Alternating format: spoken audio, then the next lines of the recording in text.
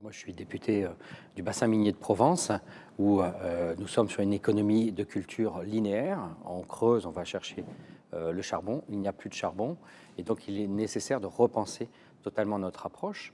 Et donc, une approche de coopération, une approche de connaissance des ressources, de partage de ces ressources, de préservation et d'intensification d'usage des ressources est absolument nécessaire.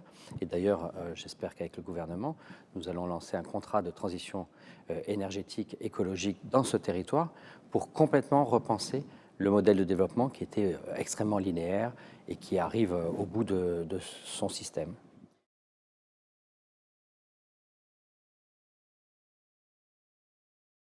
On est un territoire extrêmement riche en termes de ressources. Gardanne, la ville principale, vient de Garden, donc jardin.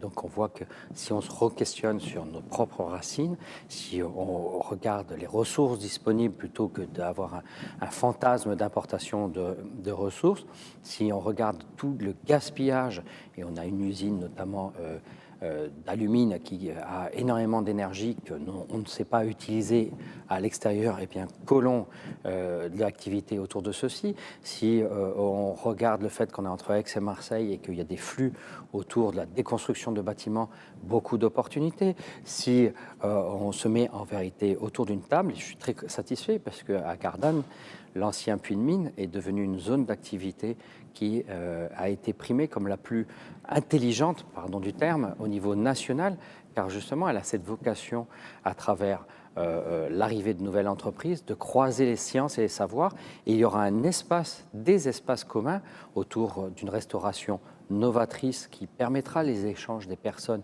de différentes entreprises. Il y aura des centres de recherche, des centres de conférences au milieu de cette zone d'activité. La coopération est la clé.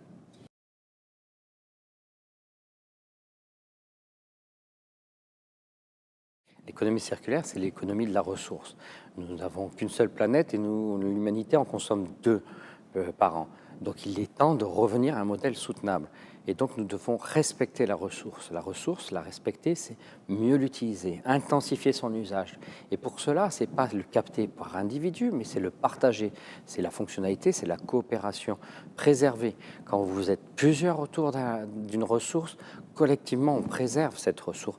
En vérité, l'économie circulaire, c'est l'économie qui a toujours prévalu à l'humanité jusqu'à la révolution énergétique, la révolution industrielle du milieu du 19e siècle, où la facilité d'arracher la matière à la terre, le gaspillage est arrivé avec une société d'hyperconsommation.